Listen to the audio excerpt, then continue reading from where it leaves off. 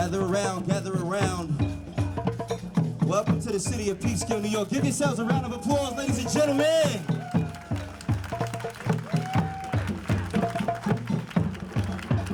We are out here unified together as one human race, so you can do a little better than that. Give yourselves a round of applause.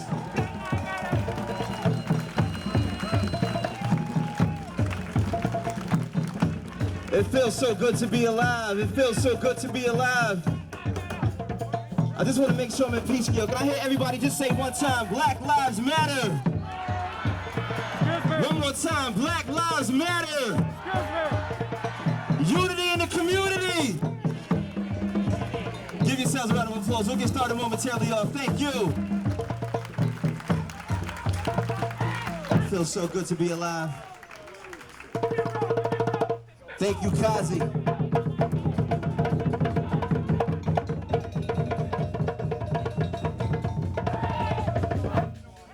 Give it up for the band, ladies and gentlemen, please, one time.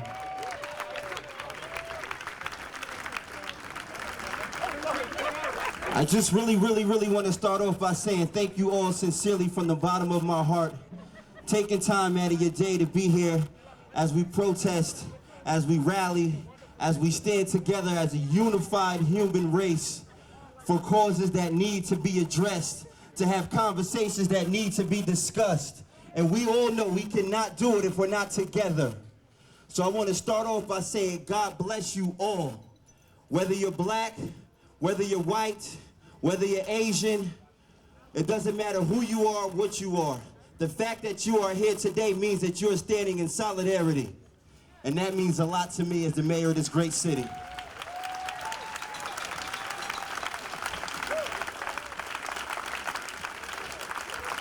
Being the youngest mayor in this city and only the second African-American mayor of this city, one of the things that I like to say to my next generation, to the younger generation, my son is here today and he's 7 years old. My grandmother's here today and she's 97 years old. And the one thing that I noticed is the way we protested when my grandmother was 7 years old is the same way we're protesting today. And that's because it works. That's because it makes change. But I do want to deliver a message to the next generation, especially the strongest class that I think we'll ever see, the class that's really going to change the world, the class of 2020. I want to share a message with them. And my message to them is what I've learned in my years is that when people are protesting, they're protesting for change that they want to see. But the part that hurts me the most is sometimes we're protesting for the change to the people who don't understand, to the people who don't want to listen, or even the people who just disagree with what we want. So your protest doesn't necessarily have to be only standing together in solidarity outside. Your protest needs to be putting yourself in position to make that change. You need to be that DA. You need to be that senator. I want to see you as that Pete Harkham. I want to see you as that Dr. Mauricio, school superintendent. I want to see you as that Rodney Arthur, the black principal of a high school. I want to see you as that Andre Rainey, the black mayor of your cities. I want to see you as that Stacey Petrara. I want to see you working at the Hudson Valley Healthcare. I want to see you making that change that we're protesting for. So when we protest, we know that you're listening. We know that you're going to do something. In the early 60s, we saw people standing and protesting because they wanted an opportunity to vote. And the thing that hurt was they wanted to vote for people that they didn't even know were going to represent them. We just wanted to have a voice. Now we want to be a voice. Now we want to have a voice, but we want to be the voice. So when we're voting for people who really understand what we want, who really understand what we've done, how we've come, and how far we've come, and where we've come from. And to my white people who are here, who are standing here in support, who are standing here with sympathy, who are standing here to listen, thank you. Give them a round of applause. Thank you. Because you're showing that you're doing this with us. We can't win no battle alone. Black Lives Matter.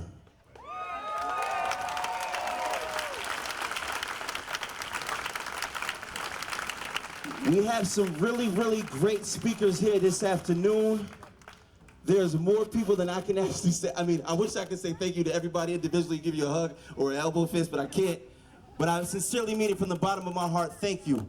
We have some great speakers here this afternoon who are going to speak, share their stories, share their testimony. And I want everybody to have an open mind. A lot of us are hurting. A lot of us are in pain. A lot of us just need some healing.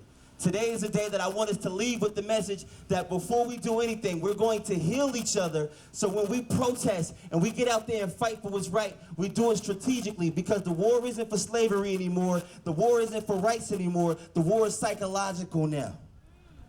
And I want to make a stance today because there's some people in my community right now who claim themselves as activists. I have a message for you too. And for the people who stand with them. If you're standing next to a black man or a black woman, and that black man or black woman tells you, we ain't gonna ever be nothing because the white man's in control, disassociate yourself from that man, because he's bringing us back just as far as these racist cops.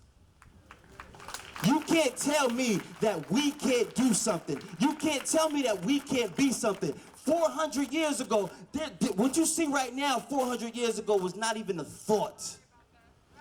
An African-American mayor leading the city, gathering people together, all facets of the world coming together to listen to people in this community. As an African-American man, you can't tell me that my people aren't strong. You can't tell me that my people aren't powerful. My people aren't ready to change the world. But it has to start here now. The new war is here now. Once you believe in yourself, you'll change the way you do things. You'll change the way you eat. You'll change the way you think. You'll change the way you conduct yourself. You'll change the way you carry yourself. You'll change the way you look at your own people. When we talk about the police injustice and the police brutality, I want to say one last thing. Don't let the media confuse you. Don't let your national leaders confuse you with your local leaders here in the city of Peekskill. Don't let the media confuse you with the way they're protesting in Minneapolis because they're hurt. I understand it, but I don't condone it at all. But don't let them confuse you, because that's not how we protest in the city of Peekskill. And importantly, don't let the media make you think that the police in Minneapolis are the police right here in the city of Peekskill. One of the first things that we decided to do when I took office was to build a relationship with our police department and our first responders. And I'll tell you the God's honest truth, at 2 o'clock in the morning, if something happens in the city of Peekskill, this police chief will text me or call me and let me know so I am aware. Because we know that we have to work together to address these issues.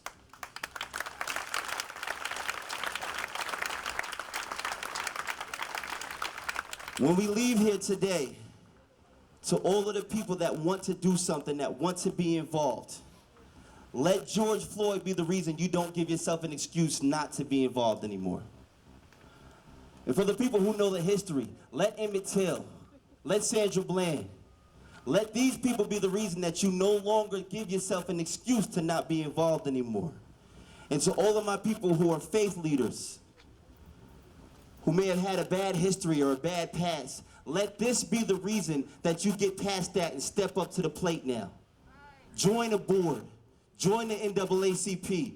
Join the Human Relations Commission. Run for office. Be an officer. Be a chief of police. Create a task force for your community. Do something other than make excuses for yourself on why you shouldn't be doing something. That's the real justice. That's the real justice, because we all know, no justice, no peace. God bless you all. Ladies and gentlemen, I want to introduce our New York State Senator, Pete Harcum.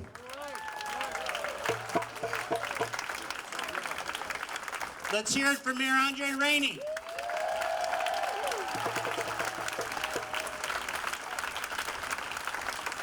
This mayor has done more to unify the city of Peekskill than anyone I have seen in my 20 years in Westchester. He's wise beyond his years, yes, and he deserves every ounce of support that we can give him. Mayor Rainey, thank you for everything you do. Look at this crowd. I have been going to 2 rallies, sometimes 3 rallies a day since George Floyd's death, and every time the crowds are bigger and bigger and bigger because our consciousness is growing. Give yourself a hand.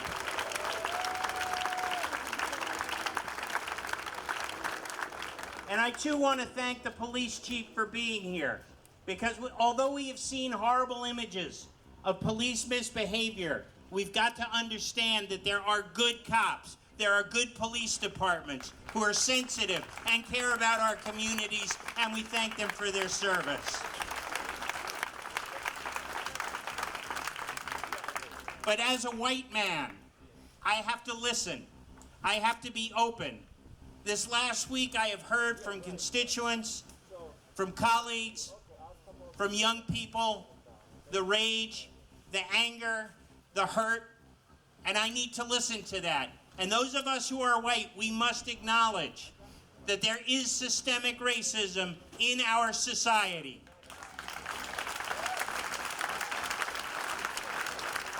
We see it in education, we see it in healthcare, we see it in housing.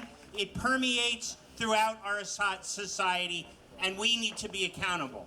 And so this week, the Senate and the Assembly are going back to Albany, and you will see sweeping changes this week. Sweeping changes.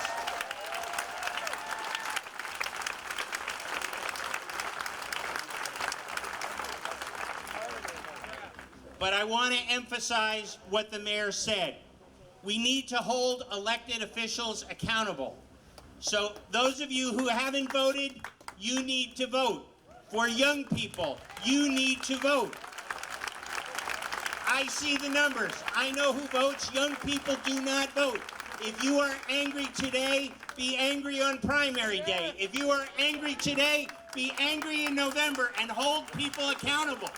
Support candidates who support you and vote out people who are not accountable.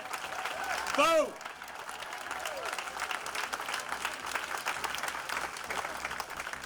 And so with that, I go back to listening. It's good to see Dr. Mauricio, who students have been so remarkable. In fact, it's having the town hall next week. Peekskill is a remarkable community. And if other communities could see the diversity here and to see how this is working, thousands of people together, hand in hand, love, tolerance, hope, acceptance, and vote. Thank you. God bless you.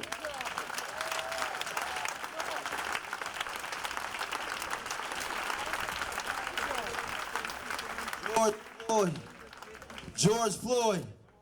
Black Lives Matter. Black Lives Matter. It feels so good to see everybody saying that. Ladies and gentlemen, County Legislator Colin Smith. Yeah.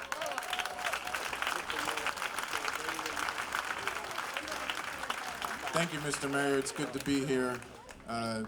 It's encouraging. It's amazing to see how many people have showed up today to support these protests, to support the call for transparency, the call for accountability, and the call for an end to the institutional and structural racism that is destroying our communities of color.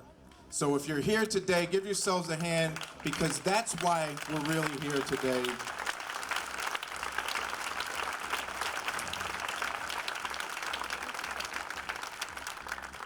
Like most of us here, I've been having many conversations, particularly over the last couple of weeks, about these issues. And I'm tired of having these conversations. It's time for change. And it's time, as Senator Harkin said, it's time for you to hold us, your elected officials, accountable to make sure that change happens. That's why you elected us. That's why we are in the positions we are in, is to do the right thing, right? Is to make sure that the right changes take place and that our communities of color are no longer the targets of the systemic brutality by this system that for centuries has demolished us, has destroyed us. I apologize if I'm ranting today. I'm feeling very emotional. Over the recent events of the last couple of weeks, and just today, or just last night, there was another incident here in Westchester County where there was a police-involved shooting. We don't know all the facts yet, so I'm not going to draw any conclusions or make any statements on that. But in the midst of everything that is going on, we see that we are still having to deal with these issues. So if you're here today, give yourselves a hand. Black Lives Matter. That's all I have to say. Thank you.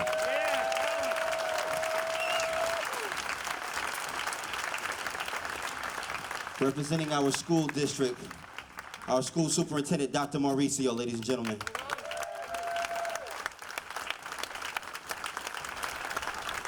Good afternoon, Peekskill residents from this great county. It is so great to see people. It is so wonderful to see you all here today. I really didn't know what to expect, but let's give our mayor, Andre Rainey, a big round of applause for pulling this together.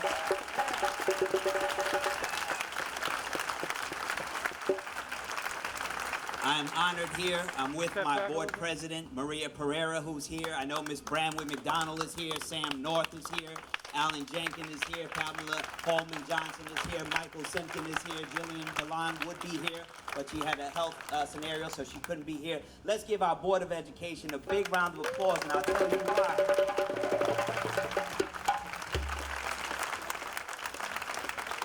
And this young lady came up to me. She didn't know who I was, and I just met her. I'm gonna have her wave. She has voter application in English y en español. Tenemos que votar. We have to vote. You have to vote for the school budget, whatever way you vote. You have to vote in elections, in primary elections, in every election. And I'm gonna end with this. Our young people, let's give it up to our young people who are here today.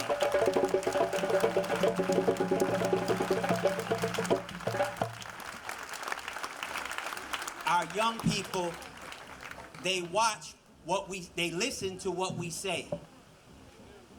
They watch what we do.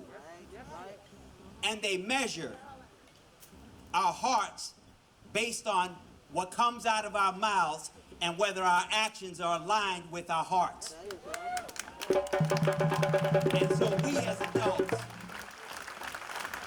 have to turn the conversation, and we're doing this, and I thank Mr. North, who's over here, our board member, who's pulling together students from Ossining City School District and Peekskill City School Districts. Our elected officials will be there. Mayor Rainey will be there.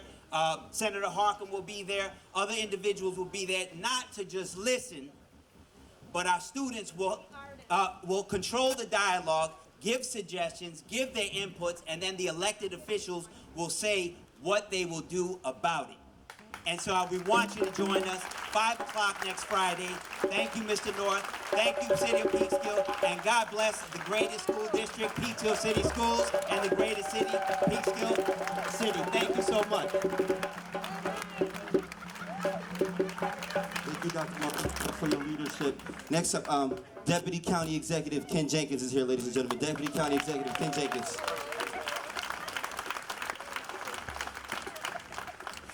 All right, good afternoon, everyone. Wait. We're out trying to make sure that Black Lives Matter. Good afternoon. Certainly between the county executive and myself, we've been working extremely hard on the things we can do. First, I want to remind everyone, let's give it up again for your mayor, Andre Rainey, the whole team, making sure that we're all getting together. Dr. Mauricio said something. Mayor Rainey said something. You know something? Right now, this very second, Senator Harkin said it, right this second, y'all have ballots in your hand. Make sure you vote. Right now. There's no excuse. You have your school board elections going on right now. I think you need to bring your ballot in by like 5 o'clock on Monday. Is that right, Dr. M? On the 9th. On the 9th, 5 o'clock. Make sure you bring that in because that makes a difference. And I know because I get the numbers every day. Peekskill is in the top 3, but in the wrong reason for the census. Y'all need to fill out that census because if you don't do that, part of the things we're talking about just doesn't happen. I remind people all the time, and thank you for those of you that participated with Legislator Smith last night with the panel that we had with over 100 people on the video conference to deal with. I remind people, yes, I am an African-American man. Yes, I was the president of NAACP. But first, before that, I was the son of a police officer. A son of a New York City police officer. So when I look around, I know what he came home with. I know what he was trying to make sure that we had things happen. I can tell you everyone in the community that's standing here right now that had to have the talk. Did you have the talk that said if something happens with the police, you listen to them first and ask questions later. You make sure you put your hands above the steering wheel. That was my father, who was a cop, telling me to make sure to do that. When I listened to Mayor Lance Bottoms in Atlanta saying, as powerful as she is, she made a phone call to her 18-year-old son and said, son, I need you to come home because I can't protect you. I'm the mayor of this city. I can't protect you. We need to do better. And that's why we're all going to continue not to just talk and rally, but make sure that we're making a difference by taking care of different things, taking care of the training that we do at the county. And yes, there is training that happens at the county at the base level of training for police officers, but then they come back out to the street. And as I said earlier today, we found out of the 4 former officers, 2 were on the job for less than a week. That means something else is going wrong with the training. And we know, yes, if people get the information, we know Senator Harkin and the Assembly folks are going to take care of repealing 50A on Monday.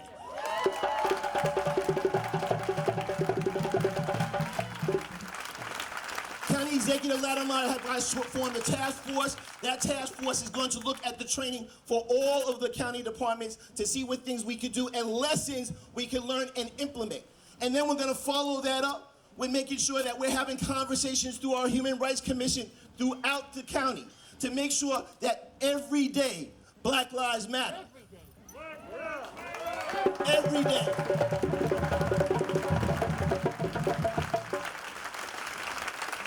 I am the second in command in this county. And if I walk into a store, somebody still might follow me around. That's in 2020.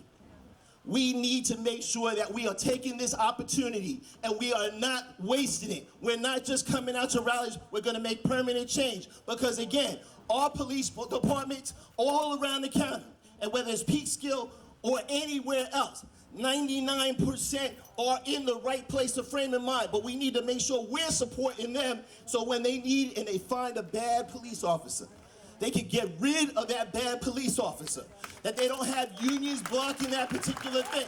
Because every union comes when they talk to us, they tell us all the time, we don't want bad police officers. All right, great, we're gonna do that. Because just like you have a bad bus driver, just like you have a bad limo driver, just like you have bad politicians, guess what? Get rid of them and make sure that we're doing the right thing. We gotta keep working together. So I'm gonna step back, listen, and we wanna make sure that Black Lives Matter.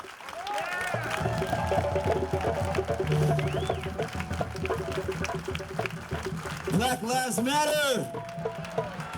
One more time, Black Lives Matter. Next up, the Peekskill NAACP President, Ms. Valerie Eaton.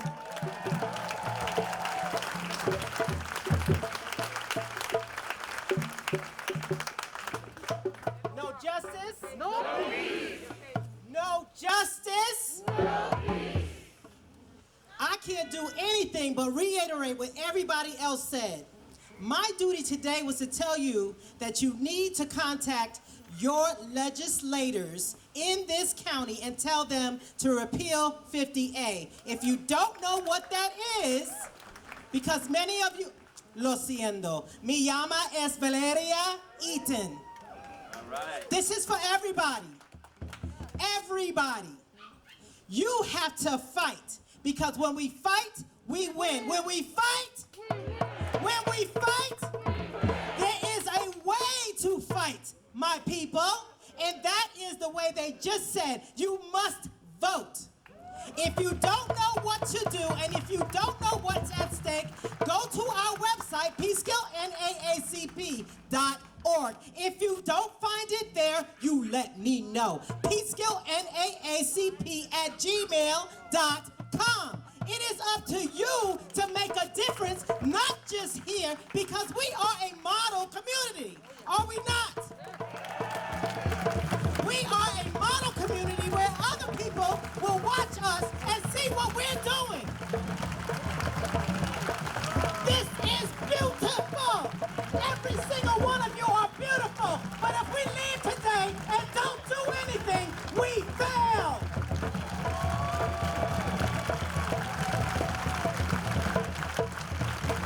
Do not be complacent. Do not turn the other cheek. We are not thugs. We are not animals. We are people that want the same thing you want.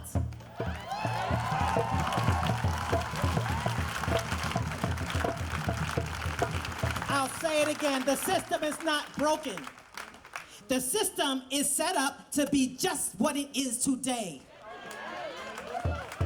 You have got to change what the system is doing to us today.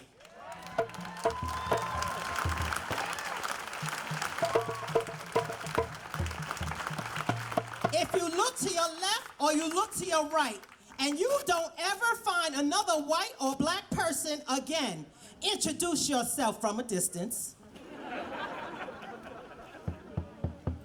You need to know more than just what you represent. Children, youth, teach the parents, because some parents are slaves in their own minds. We need equality, and we need it now. Black lives matter. When we fight, fight right.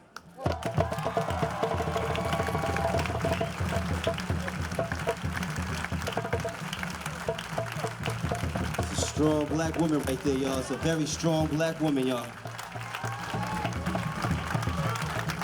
Ladies and gentlemen, music legend, Ray Blue.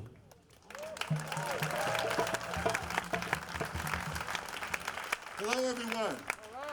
Hello, everyone. What we have is a movement. We have come together collectively. This is an American movement. We're supported by people in many other countries: Spain, Germany, France, Israel, Denmark, Sweden, Finland, Austria, and I'm waiting to hear about some more. We don't drop the ball. I have two things to say today. One, I'm going to reiterate that it's important that we connect with organizations. The success of this movement, and this is a very powerful movement, is organization and strategy. Connect with an organization. The second thing is, we're in this for the long haul. This is not a short-lived movement. It's not finished in 1 week or 2 weeks. This is our lifestyle now. This is how it works. The Montgomery bus boycott took almost 390 days before it worked. They did not stop. We've had movements in our own community. We've had riots in our own community. All of it about people feeling tired of not being treated as a human being. The people are the government, and our government takes care of the people. The people are the government, and the government takes care of the people. We deserve good things. Every individual deserves good things.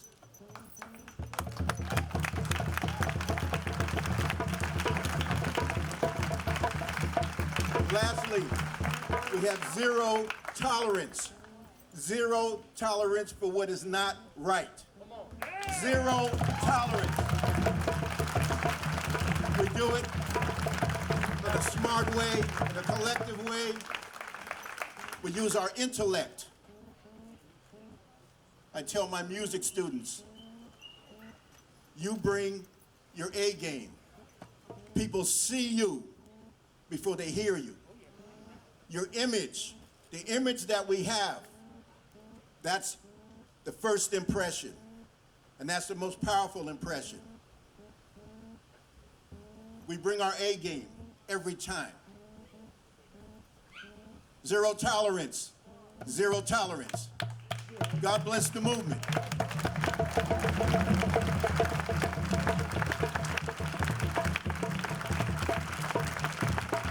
Ladies and gentlemen, I bring forth to you the one and only Jeffrey Deskovich, ladies and gentlemen.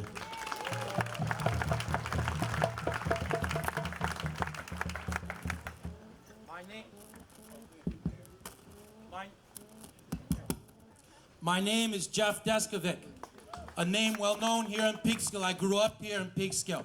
As people know, I spent 16 years in prison on a murder and rape, which I did not commit, caused in large part based upon a coerced false confession obtained from the Peekskill Police Department right here. I did 16 years from age 17 to 32, and then DNA demonstrated my innocence, and the actual perpetrator was caught, and I was released on actual innocence grounds.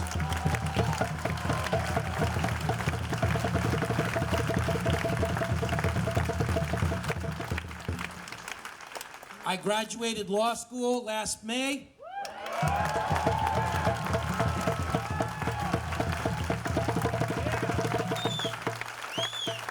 And I can't forget the people I metaphorically left behind.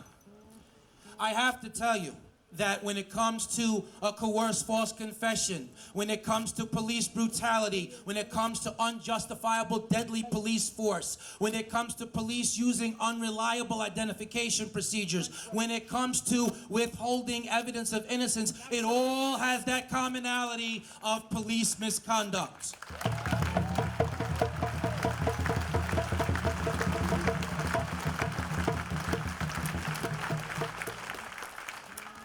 With a coalition group called It Can Happen to You. We struggled for 8 years and we were able to pass some changes in the law in Albany. We passed the Oversight Board for Prosecutors, the Commission on Prosecutor Conduct. We helped pass changes in discovery, sharing of information between the prosecution and the defense. Speaking of that commissioner, Senator Harkin, please take our words back to the legislature. We need the Commission on Prosecutor Conduct to be repassed. We need oversight of law enforcement. Prosecutors, district attorneys are part of that. I want to share very briefly some tactics that we can all do. Whether it's learning more about the issues, whether it's sharing the information, joining as a volunteer in nonprofit entities, volunteering some of your time, donating a little bit of your means, signing a petition, contacting your elected official, giving memorandums of support, registering people to vote, making sure you're registered, voting yourself, running for office. When people engage in rioting, in vandalism, in violence, the criticality of the change necessary in criminal justice reform, it gets wiped out. That message gets lost, and it's not about the original issues anymore. It's too easy for the conversation to get shifted. That's why I'm so happy that here in Peekskill, that has not been what's happened.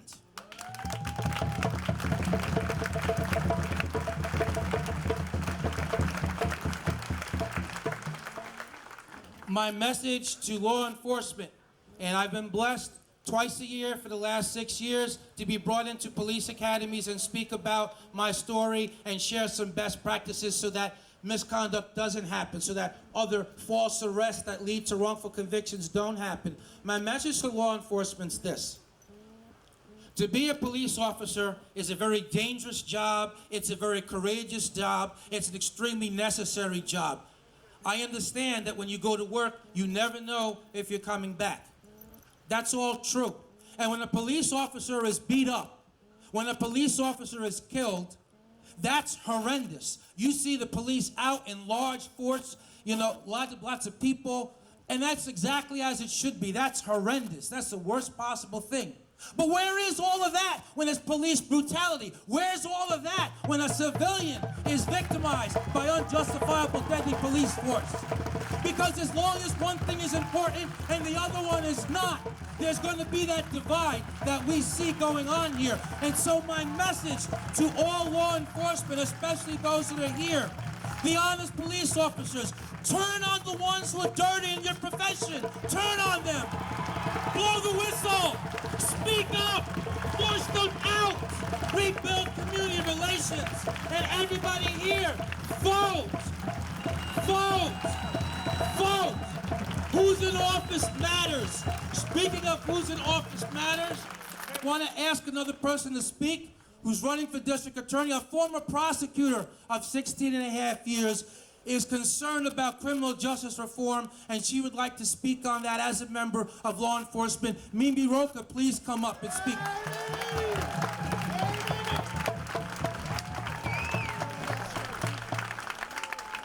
Thank you. And you guys, I want to tell you something. Jeff was my student at Pace Law School. I had the honor of teaching him. And he was a damn good student. I couldn't be prouder of him and the work that he's doing. You guys, I became a prosecutor 20 years ago because my mother was the victim. I became a prosecutor 20 years ago because my mother was the victim of a violent rape, and I wanted to help victims. And you know what? That includes people who are victims at the hands of the police.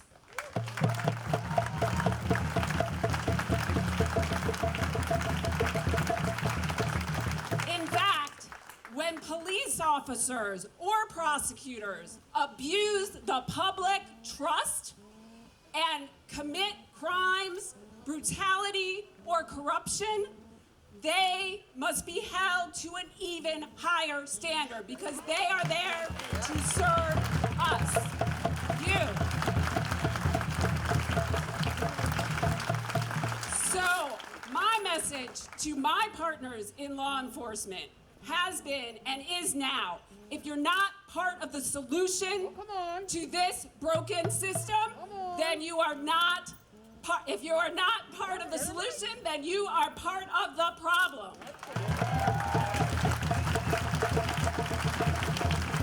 How do we get from this rally to real justice? We elect prosecutors, we hold district attorneys, police officers, police chiefs to standards to not take money, not take campaign donations from police unions. Prosecutors should not do that.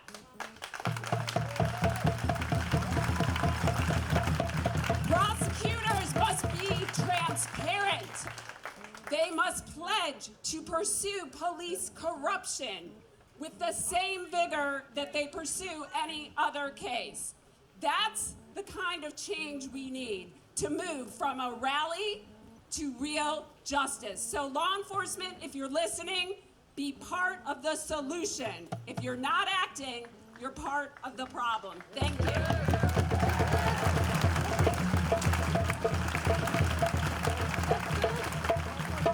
One more time, everybody. Black Lives Matter.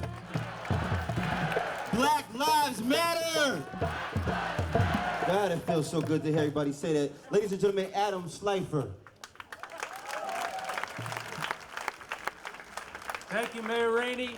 Thank you, everyone. I see so many great friends here. Saw Vivian, saw Drew, saw Ted Bitter, and so many other friends. And I'm so glad we're all here because there is nothing more American than what we are doing right here, which is exercising our First Amendment rights right here.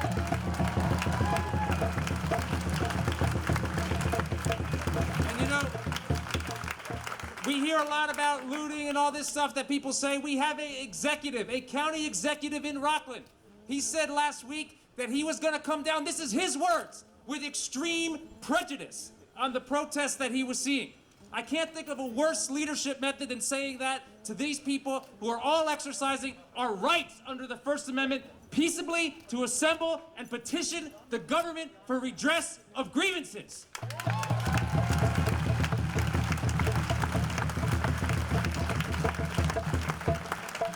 Now, while we're talking about the Constitution, let's back up 10 years. Our country was founded on one of the most inspiring paragraphs in the history of literature by a hypocritical slave owner named Thomas Jefferson. Now, he said some stuff that he didn't mean. He said, we hold these truths to be self-evident. He said, all men are created equal. But we know he didn't mean it. And we had to have 500,000 Americans die 100 years later to try to fight that battle and make the promises of this Constitution real for everybody in this country.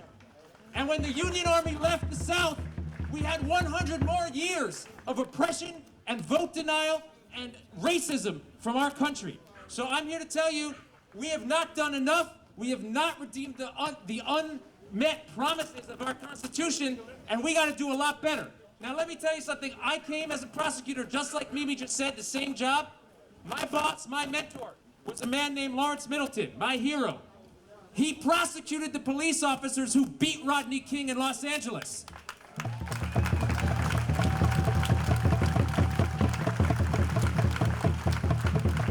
So what I want to tell everybody is that there is a role for justice done the right way.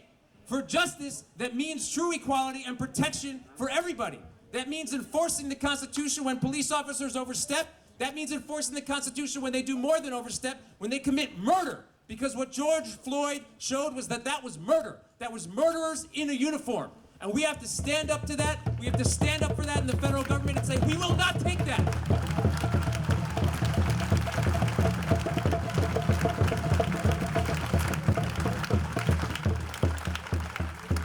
I see everybody here today, and this is a story of hope.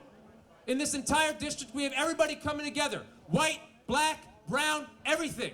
I gotta tell you, there's nothing more inspiring. Young people speaking their minds and leading, as we heard earlier, leading, as Valerie said, and teaching the older generation where they need to go too. Now let me tell you something else. My grandparents came here after being enslaved by the Nazis. Every single one of their family members, all 80 except one, was murdered for who they were. And they came to this country in 1947 seeking equality and justice and a fair chance at the American dream. And the reason they pursued and they achieved that American dream is because they knew in this country it would be different. In this country, they could get an education, which they never got. In this country, they could get a fair economic opportunity that they never got. In this country, they could be treated equally, which they never were. That promise that was redeemed for them in this country alone has not been redeemed for our black and brown Americans.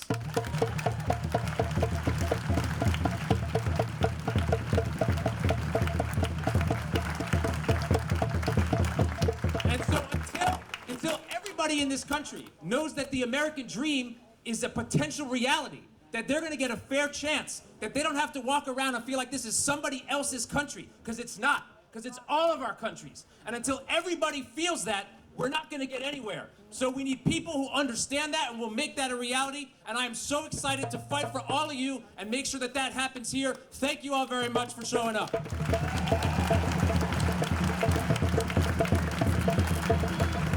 At this time, I'd like to share with you and hear from probably one of the most important voices we'll hear from today, ladies and gentlemen, Justin Smithson.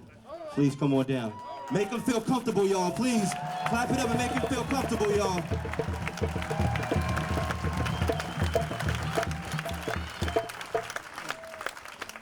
So, as the mayor just said, my name is Justin Smithson, and I just want to talk a little bit about why I'm here and why I protest. I'm not here just because of George Floyd. I'm here because of the hundreds of African-American men and women who have been victims of police brutality.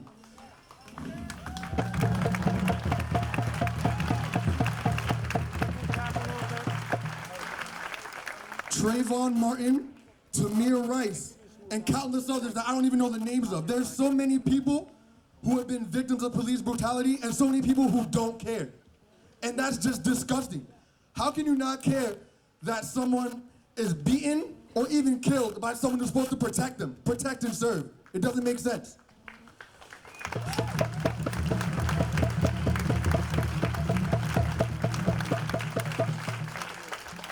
See what I'm wearing right now? I'm wearing a pride shirt because it's Pride Month. Because all Black lives matter.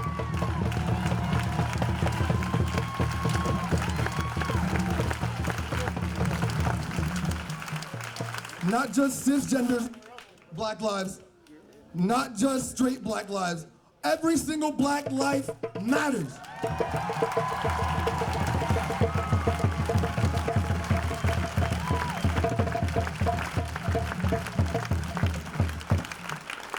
And if you're not here fighting for every single Black life which can be taken just because of their skin color, then you shouldn't be here. Thank you, that's all.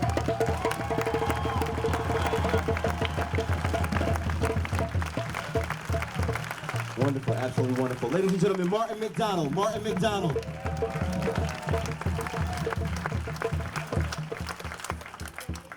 Good afternoon, Peekskill.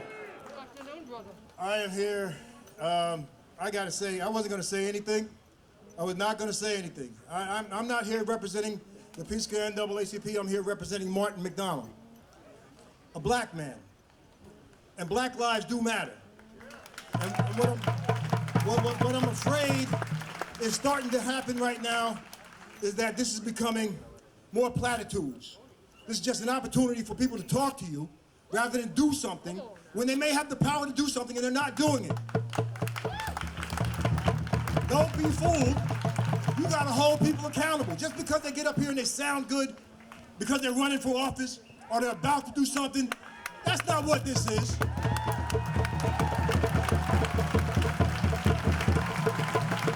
This is about Black Lives Matter, racism, the pandemic of racism that Black people have been living with for all of our lives. This is about calling out the injustices that have happened around the world, around the country, but right here in Westchester as well, talking about Kenneth Chamberlain Sr., who was killed by police officers, nothing happened. Dan Roy, DJ Henry, innocent student who was killed and nothing happened. And then we got an officer right here in Peekskill who did something that we know is a violation, sexually harassing a resident here in Peekskill, and he still got a job. No, Black Lives Matter. He's got to go. Frederick Douglass said it best. Frederick Douglass said it best. I'm not that smart, but I'm smart enough to look back at history and see where we're at. There is no progress without a struggle. Power concedes nothing without a demand. It never has and it never will. We have to demand right now, if you're with me, we got to demand that this cop lose his job. He lose his job. We talked about other policemen losing their jobs. Don't get up here and fall for the nice words and the talk. No, action. We're in a moment right now that demands action. We have to make the demands. We can't wait for somebody to do something and we don't tell them what they have to do. If they can't make it happen, they gotta go. No justice. No justice. What do we want? When do we want it? What do we want? When do we want it? Tell me what democracy looks like. Tell me what democracy looks like. No justice, no peace, Black Lives Matter.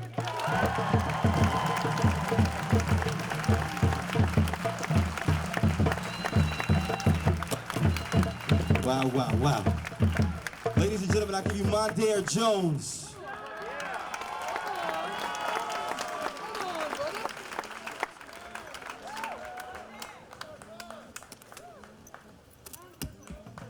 No justice!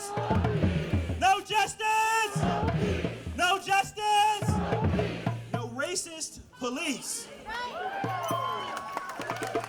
I may be a candidate for United States Congress, but today I come before you as a black man in America. I come before you as someone for whom policy is personal. Before the events of last week, there was Ahmaud Arbery. And before him, there were countless names familiar to us on CNN, MSNBC, Fox News, if that is your station of choice. Black Lives Matter was a theme that was created under the Obama presidency. So where have we come where the same thing continues to happen and where black people like me are constantly re-traumatized because of the images on television and the stories that we read about from all across these United States of America? We have got to do better than the status quo.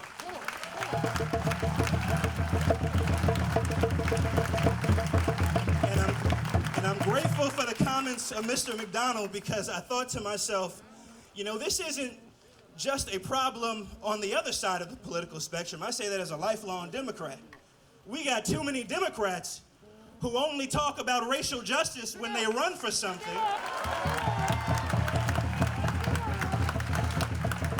Folks who didn't even have criminal justice reform and policing reform on their websites before national protests over the past week. It shouldn't take national protests for state legislators to co-sponsor repealing 50A.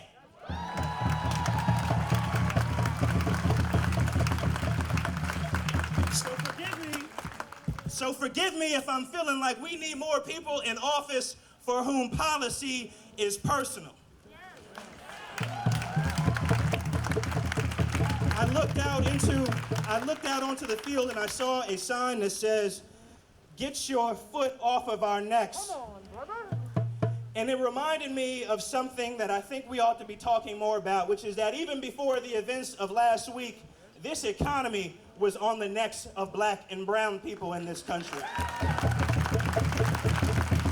When you have an economic system in which 90% of wealth is concentrated in the white community and only 5% of that wealth is concentrated in the black and Hispanic communities, this economy is on the necks of black and Hispanic people.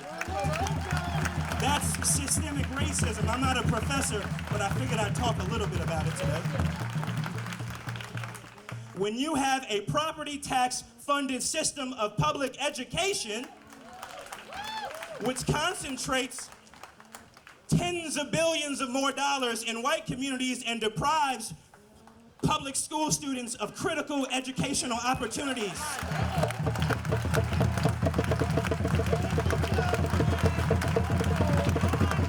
That is a system that has its foot on the necks of black and brown kids all across the United States of America, and right here in New York's 17th Congressional District, and I say that as a graduate of the East Ramapo Public School District, my God, where we just won a lawsuit under the Voting Rights Act a few weeks ago. So I'm grateful to all of you. Continue to protest. Yes, do it peacefully, but if you're gonna reserve your outrage, please reserve it primarily for the people who are continuing to take unjustifiably black and brown lives all across this country. And understand what James Baldwin meant when he said that to be black and conscious in the United States of America is to be in a constant state of rage. There's nothing wrong with black folks being angry about what has been happening over the past week and over the past several, tens of years in this country.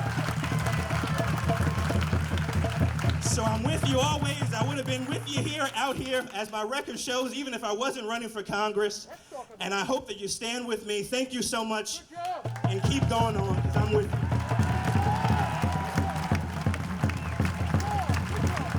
Thank you, my dear. A dear friend of mine would like to say a few words too, ladies and gentlemen. Black Lives Matter! One more time, Black Lives Matter! Eileen Warmbrand.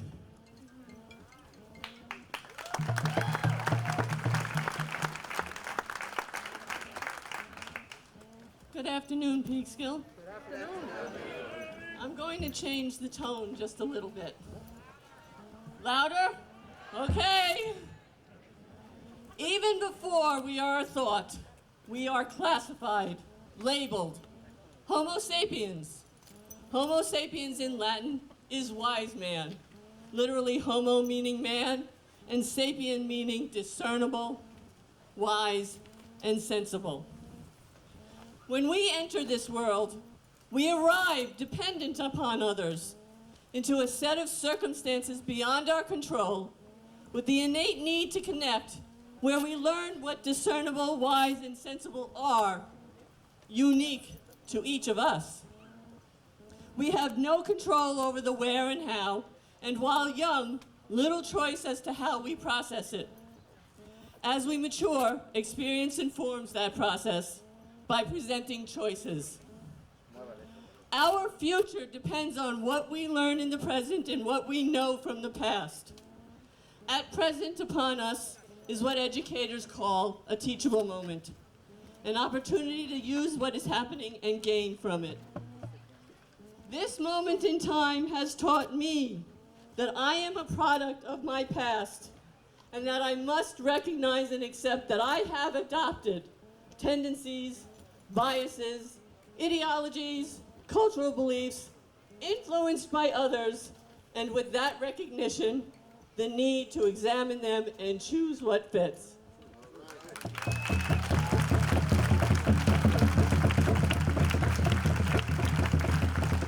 Female, Caucasian, Celtic, Celtic Germanic, American citizen, native Floridian, disabled, senior, adult, mother, divorced, white collar, educator, spiritual, non-affiliated, conscientious objector, height, weight proportionate, short hair, brown eyes, woman. A short list of my descriptors, my labels, and all of them ascribed to me. The most salient lesson I have learned is that descriptors, labels, are just that. Surface stickers that categorize for ease of identification, that eradicate individuality, are subject to perception and dangerous misconception.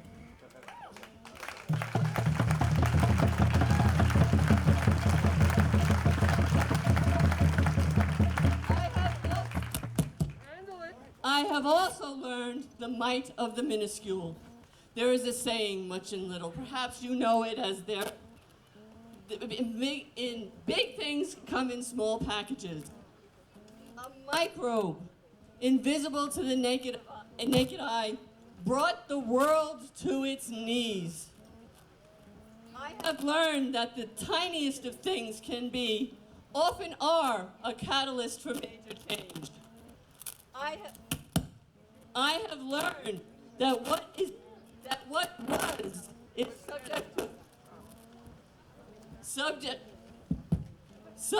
to I have learned that what was is subject to forces beyond my control, and I can adapt. I am here because I am responsible for the future and accountable to my past. Right.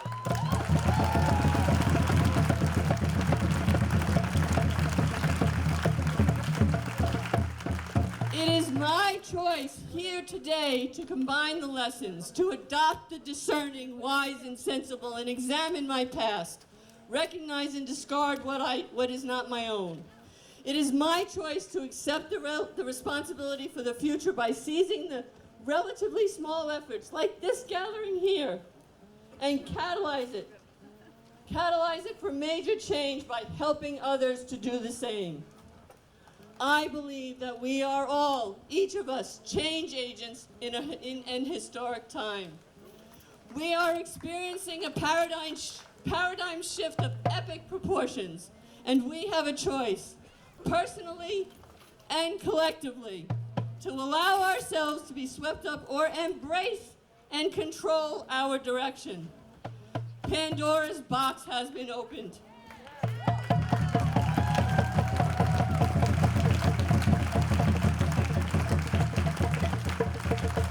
Yet hope is not all that remains, not for Peekskill. I am proud and humbled to be a resident of this city that has demonstrated we have what it takes. The resources and resilience, the care and compassion, the determination and dedication to meet the challenges. We do not know what the future holds. The demands this crisis will continue to bring for years to come. We do know that we can come together.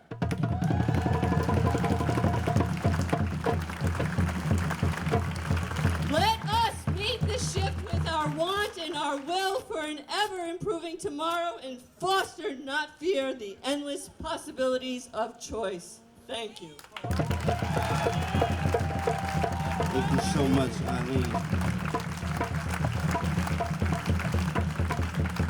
So we reached the mark of 4:30, and I want to do something with you all. But before we do, I have another person coming up. Just wants to say a few quick words, and I think it's necessary that he does. Peekskill Police Department Chief of Police.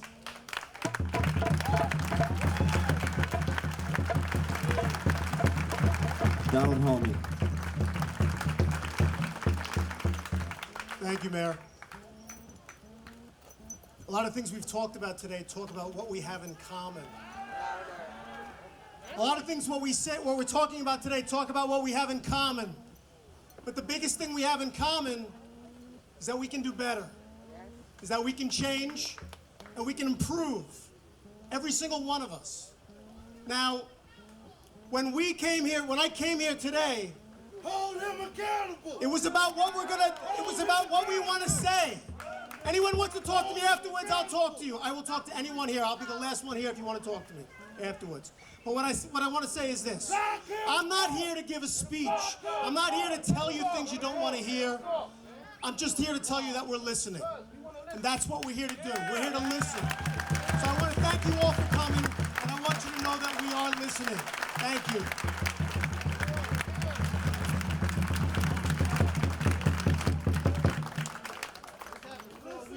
Ladies and gentlemen, Warren Jones. Yeah. Warren Jones.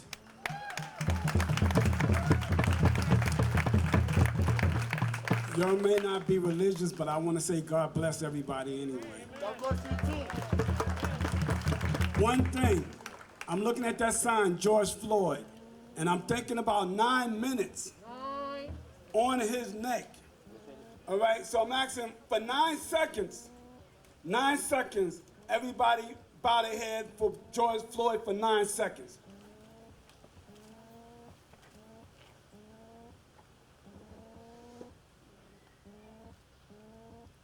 Thank you. Listen, we know that the sun is going to set. And when the sun sets, you get comfortable in your house, right? You know, you go take your shower, put on your night clothes, your pajamas, and whatever. You're comfortable. The point is, we have been comfortable in racism. We have been comfortable in police brutality. We have been comfortable in our own complacency. And George Floyd didn't know that day that God has chosen him to go worldwide.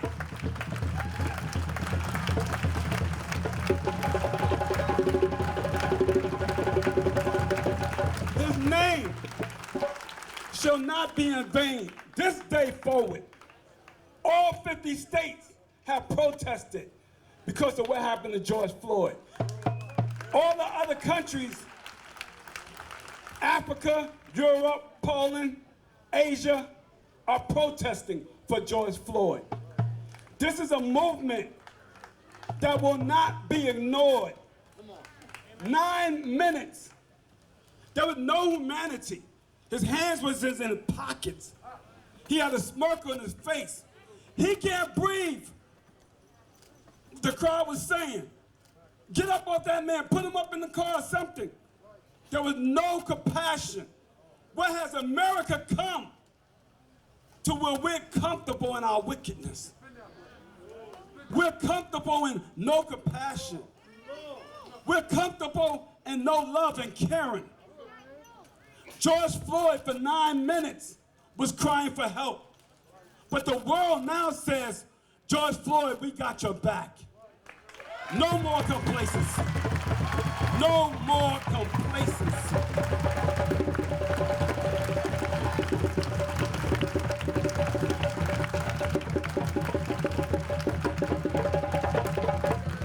Ladies and gentlemen, at this time, I want to send my sincere condolences to George Floyd's family and all of those who we lost. And at this time, depending on where you are, if you could just take a knee, we're going to be quiet in a moment of silence for 8 minutes and 46 seconds, so we all know exactly how it felt and how long it was for this man to be stuck in that position. We're going to start the time now.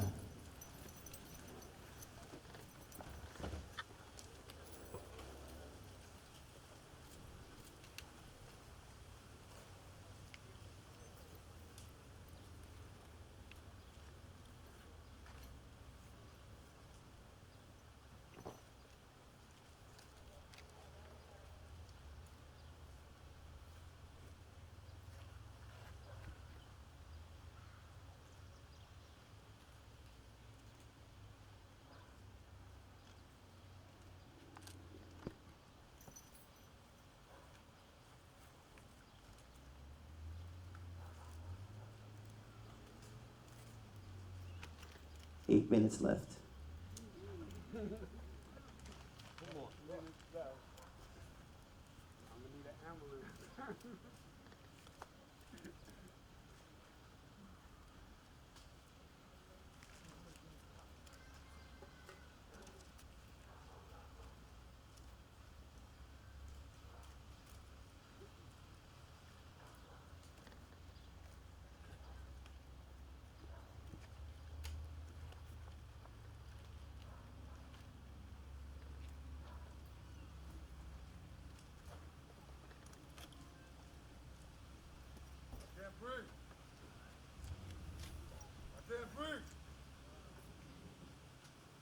We can't breathe. I can't breathe. I can't breathe. I can't breathe. I can't breathe. Let him up. Let that man up. Mama! 7 minutes left. What are you doing? I can't breathe. Mama! Mommy! Let him up. Let that man up. Can't breathe. Sir, I can't breathe. This is why we protest. This is why we're in pain. This is why we're enraged. This is why we scream no justice, no peace. This is why we scream Black Lives Matter. I can't breathe. Let him up, let him up, let him up. Let him up. You hear him talking, he must can breathe. Get your knee off my neck. I'm not resisting. I'm not resisting.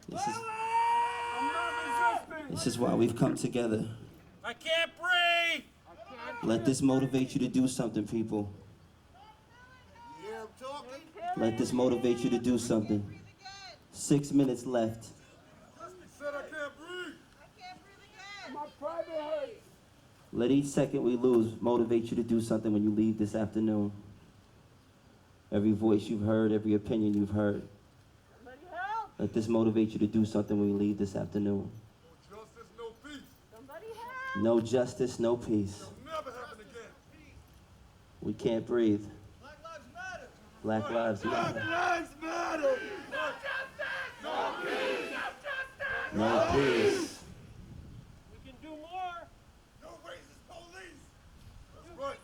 Share your thoughts, people. Whatever you're thinking while you're down now, share your thoughts. Let me breathe. We can do better. We certainly can do better. Where's the humanity? Please don't let it be my son. Where's the humanity? 5 minutes left.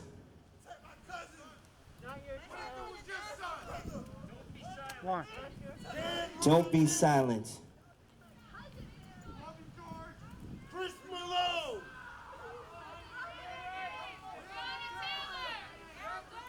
Accountability.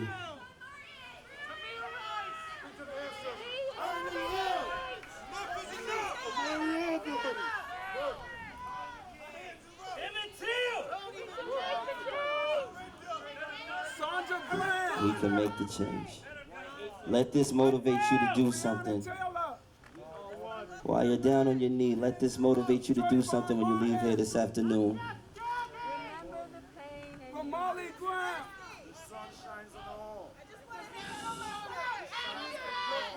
Mike Brown.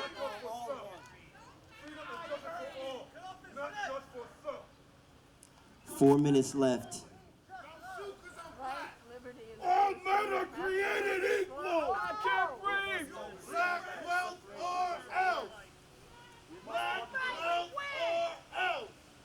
We are black wealth or else. We are all human. We just want to go home. We are all human. No justice. No justice. No justice. No peace. No justice. No peace. No justice. No peace. No justice. No peace. No justice. No peace. No racist.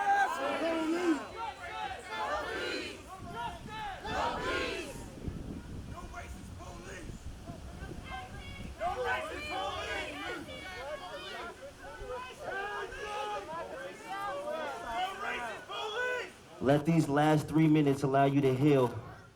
So when you protest, you can protest with an open mind. Powerful. You can be powerful in your movement when you attack the way you're supposed to. Jeff Deskovich is a prime example of how we can protest going forward. You turn your life around and you go towards the system. You hold the system accountable. You hold your elected officials accountable. You hold your chief of police accountable, but you also hold yourself accountable for doing something.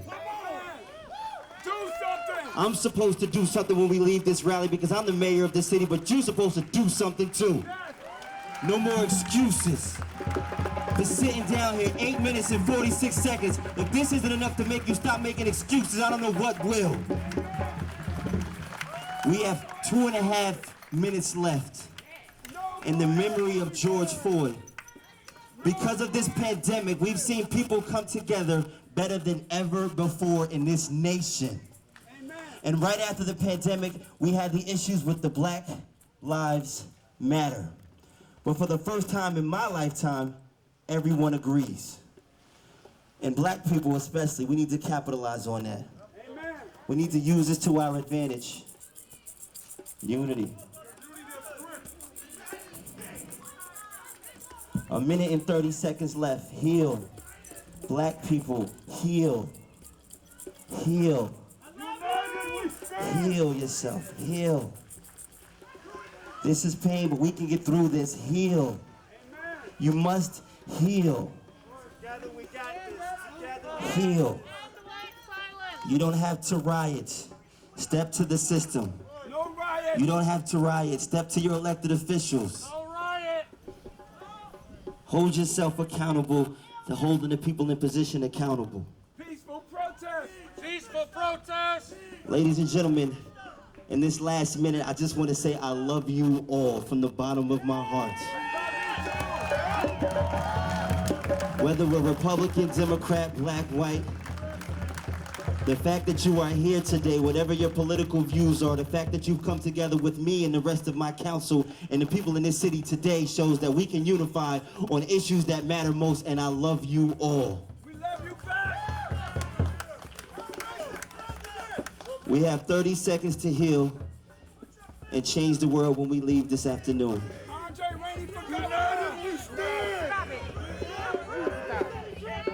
We have 20 seconds to heal.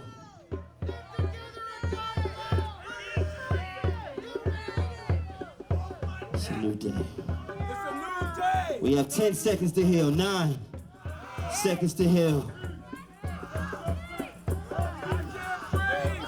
In the name of George Floyd, please stand up and breathe, or put your hands up. Put your fist in the air. Black Lives Matter! Black Lives Matter! One more time, Black Lives Matter! God bless you all, and God bless one of the greatest cities on earth, Peekskill, New York. Make sure you do something. When you leave here, do something. Thank you.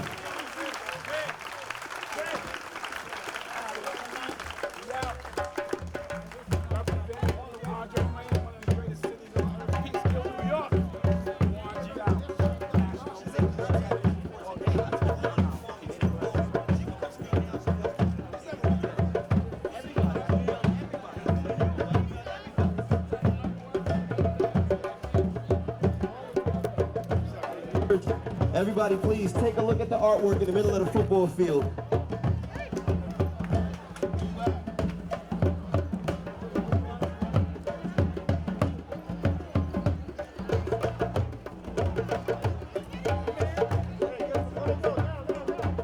Thank you so much. I have 3 more people here to speak this afternoon, for those of you who can stick around for a little while. I also want to say thank the Islamic Center of Peekskill for donating this afternoon. We appreciate you so much. New York Presbyterian Hospital, thank you so much.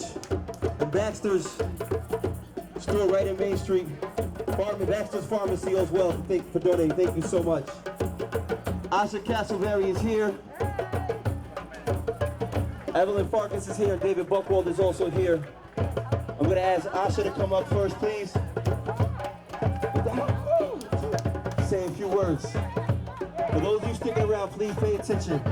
Asha Castleberry, thank you so much. Thank you, Mayor Andre. Hey, thank you, the City of Peekskill. My name is Asha Castleberry Hernandez, and I am running for Congress. But this is not time to be political. This is time to be real. Real about what's going on. I'm gonna tell you, I am a combat veteran.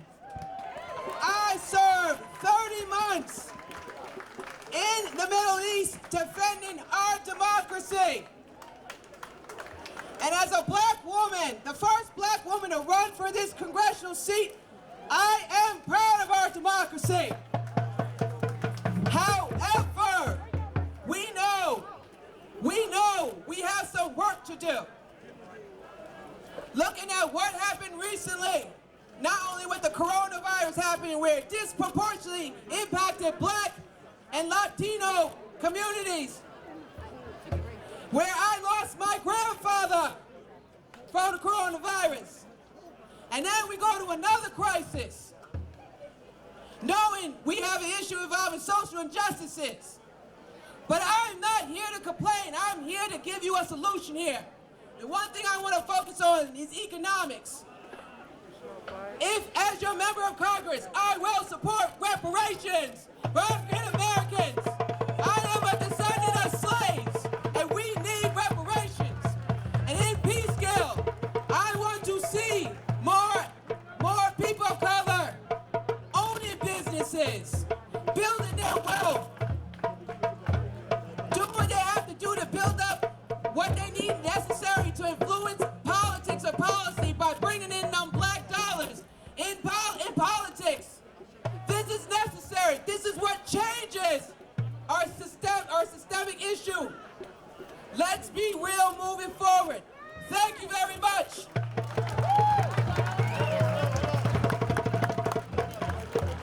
Ladies and gentlemen.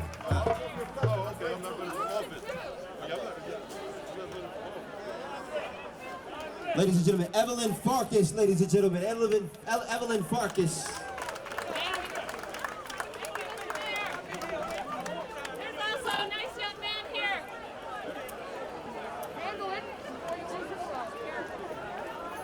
All right, thank you, Mr. Mayor. There's also a nice young man here who has a piece of paper and some words to say. Maybe he can go also after my colleague goes. So listen, I saw a sign here to the left and it said, "End white silence." We need to end white silence. I'm going to try to be brief, but listen. Something in America snapped after George Floyd's death. Over the course of 9 minutes, our nation watched a white police officer murder a helpless black man in cold blood, like it was another day on the job. Our nation watched as witnesses pleaded with 4 officers to check George's pulse. We saw their faces, their knees on George's neck and back, and I'm going to try not to cry because it's the most horrible thing to watch, but everyone should watch it. Don't just watch the clip they show you on TV. Watch all 9 minutes. You will feel an aching pain in your soul. But our nation watched with fear and grief an American story that's as old as this nation itself. So we thought, why should this time be different? Many did not expect it to be. But it is, as the mayor said, this time it is different. Black people who have been fighting the same fight for hundreds of years took to the streets yet again to demand an end to racist police brutality.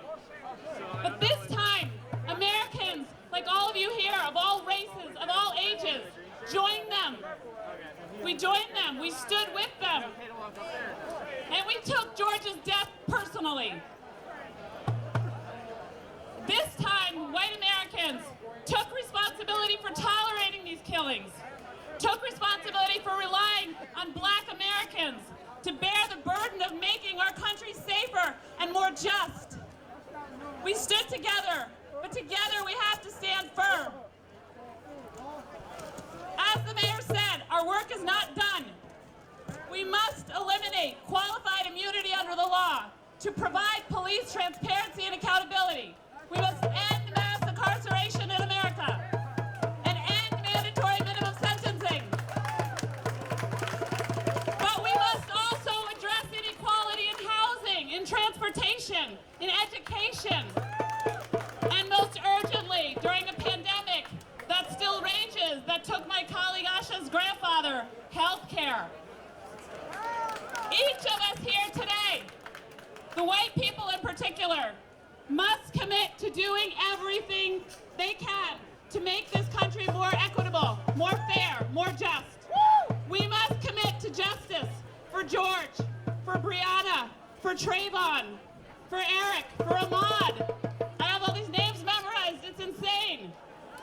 I commit to being an anti-racist ally for black people of our community and my country from here on forward. I promise to use my power and privilege, whatever power and privilege I have, to empower those who have been disenfranchised and to elevate the voices of those who have been silenced. I promise to listen and to never give up hope that America will one day live up to its founding ideals. Black Lives Matter. Thank you.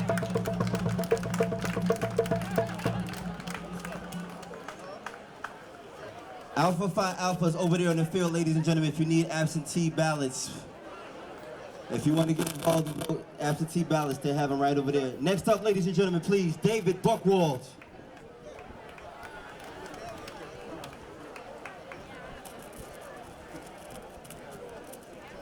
Thank you, everyone. Is Peekskill in the house? I will say, as I've been to 4 protests and rallies in the last week. This is by far the largest, even now, with a bunch of you staying. Thank you very much, Mayor Rainey, Councilwoman McKenzie, and everyone here in the city of Peekskill for having us. I am State Assemblyman David Buchwald. It is a pleasure to be with you, except for the fact that I wish we hadn't gone through the last few weeks with Ahmaud Arbery, George Floyd, and so many others that we dedicate ourselves to.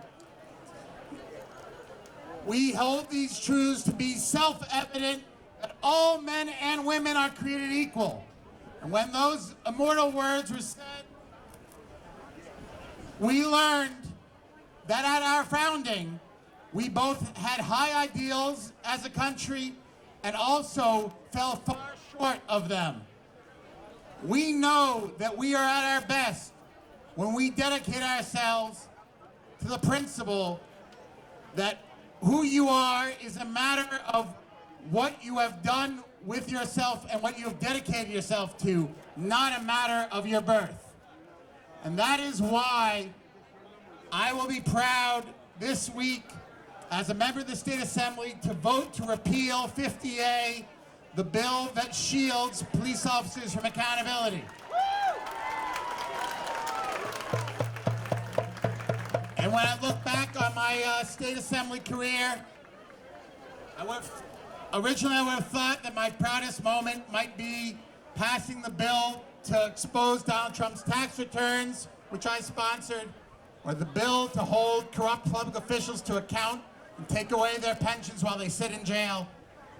But it might well be that my proudest moment occurred in 2014, in my first term in the state assembly, when I was the only member of the state legislature to vote against a bill that I believe strengthened 50A. The only state assembly member, the only state senator, and that is something that I will say there were no protests then. But today we are all here because we recognize that change, as the mayor said, must occur now. It cannot wait. And I hope that in Congress they do things, and I saw a sign to this effect, that we repeal qualified immunity for those municipalities that have racist police that steal the civil rights and the moral rights of their citizens. And this is my last year in the state assembly because I am running for Congress. But I sincerely hope that by the time the next Congress convenes in January, that we have done things like end the prison industrial complex of private prisons. We have ended mandatory minimums. That we have ended the practice of having investigations of police killings and shootings investigated by local district attorneys. There should be independent investigators around the entire country. That is what we demand. We demand it now, we demand tomorrow, we demand it every day until it's done. Thank you very much, everyone, for being here. Black Lives Matter.